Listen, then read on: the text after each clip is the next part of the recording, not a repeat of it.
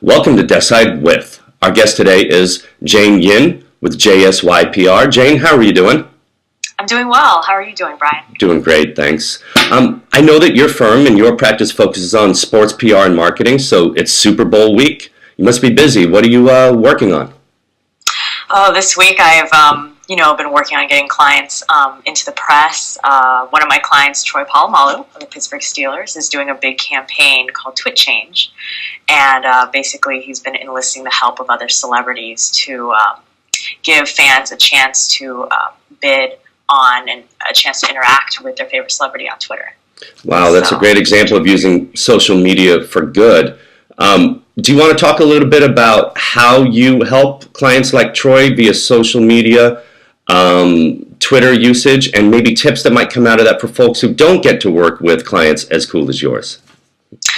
Sure. So basically, when I work with clients, of course, a lot of them want to engage in social media because that is what all the celebrities are doing right now. And one of the big things that I suggest for them to do is always to have a strategy when engaging in social media. So not just starting up a Twitter, having a Facebook, and just updating aimlessly, but really having a reason. What is your purpose when you have, Twitter? So for Troy, it made sense because he has this campaign going on. And just to give another example, Chicago Bears Lance Briggs is another client. And when we first sat down with him, he said that comic books was a big interest of his. So we looked at that and said, hey, why don't we start you a comic book social network? And through that, he's been able to reach out to a lot of people in the comic book world and really brand himself outside of football. So that's my suggestion for people working with talent is when you're using social media, definitely have a focus. Great. How frequently does Troy manage and do all of his tweets and his updates himself? And if so, how frequently? What's the plan behind the scenes with regard to his status updates, his tweets? For him, it's whenever he has something to say, whenever he feels like. For him, and my clients, they really like having an authentic interaction with fans. So it's typically when, let's say there's something he realizes, hey, this might be of interest. This is something where I can show my personality and give fans a reason to sort of, an interesting story for him to tell to them. How many followers does he have? I actually haven't checked with the Twit Change campaign. The number keeps going up every day. Great. It's kind of exciting. I saw a news story recently, I think, comparing Troy's hair to, I can't remember the person with the long hair on the other team, the long flowing blonde hair. Clay Matthews? Yeah. It was a contest. Who has the most beautiful hair? I think it was on Bleacher Report. Yeah. So what a lucky client he is to have you, and you to have him as a client. What else are you working on around Super Bowl, the Super Bowl mania this week? I know you've been busy. What else is going on? Actually, in terms of Super Bowl, it's kind of when, especially when a client is in a big game like that, it's sort of when you leave them alone. So a lot of what I've been working on has actually been with other clients who are not in the Super Bowl, and with Fashion Week coming up, with NBA All-Star Weekend coming up. Those are actually the things that we're looking at. A lot of my clients are going to attend Super Bowl to support their fellow football players and just be a part of the festivities. But a lot of what we do at our firm is trying to help clients brand themselves outside of sports, because the Sports Illustrated, the ESPNs of the world are going to cover them, but we try to give them just raise their profiles in other areas outside of sports. With regard to the NBA All-Star Game, do you have any clients in the NBA? Not right now, I don't. Okay, great. But you'll probably be down here in the LA area during that time. Yeah, absolutely. It makes me think of some NBA players who sort of are unhinged on Twitter. I won't name any names, but I'm a huge fan of one of them in LA, at the LA Lakers. What are your thoughts about Twitter usage? And we're talking about Ron, I won't say the last name, but sometimes when he gets on Twitter, he'll throw anything he wants out there. Is there any lesson for PR people, marketing folks, about managing your clients, managing celebrities, managing your bosses and execs on Twitter and their social media usage in general? I think it's kind of an education beforehand. Like, hey, here are certain things that you can talk about here are the things that you should sort of stay away from, the things that become a little bit too personal.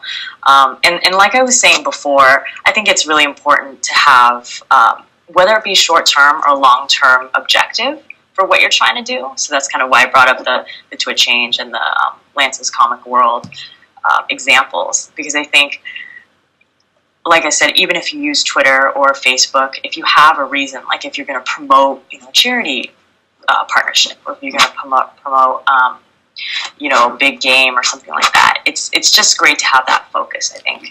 So it comes down to education in advance of the client, of the person with the Twitter handle. Yeah, absolutely. And having clear objectives. Okay, great. I don't want to put you on the spot. I didn't say I was going to ask you this, but I have to, because the Super Bowl is Sunday. Any Super Bowl predictions? Well, since I have a Pittsburgh Steeler, I would like to say that I predict that they will win. Absolutely. But it'll be a fun matchup. It'll be a fun day for all of us. Yeah. And at least it's down in Dallas, not up in the cold anywhere else, even though they have snow too. Quick question. You have a pretty cool job. A lot of folks are doing public relations, selling widgets, other items. It must be fun working in this sector with sports figures, celebrities. What do you love most about your job, and what might be the most difficult part of it? What I love most about my job is definitely creativity.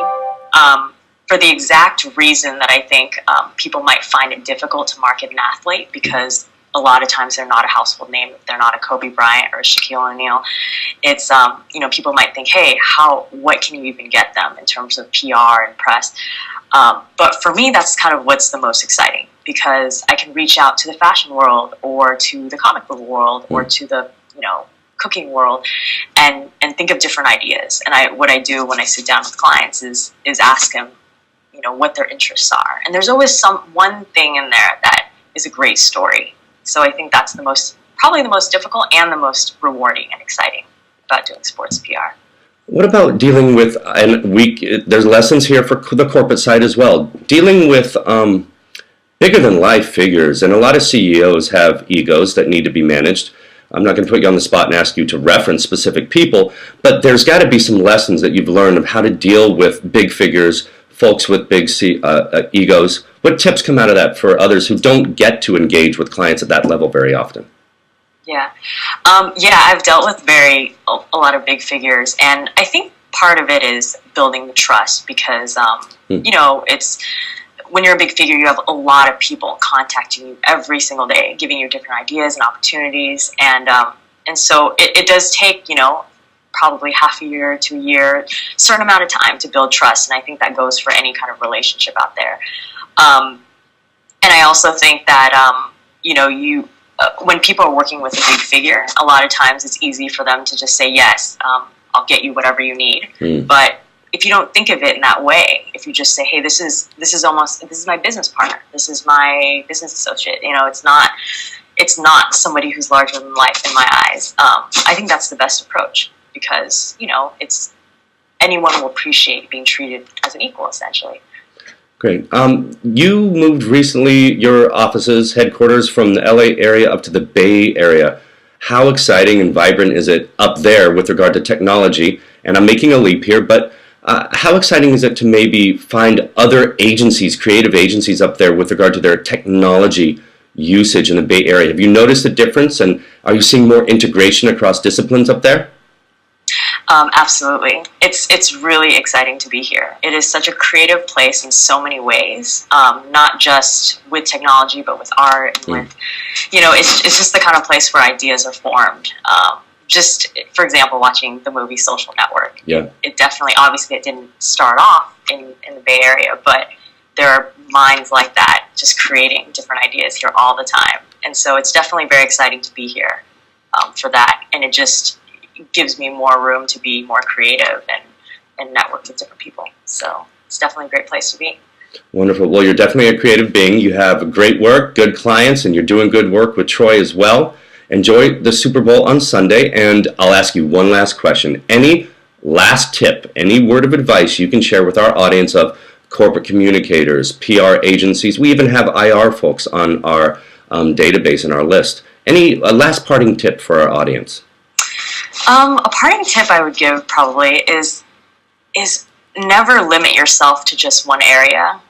It's probably something I've kind of been repeating throughout this interview, but I just kind of feel like there's never really a clear format. When it comes to PR and when it comes to finding the story that'll sell, there's never, a strict format that you have to follow, and I think that's the exciting part of being in PR, is that you can create something.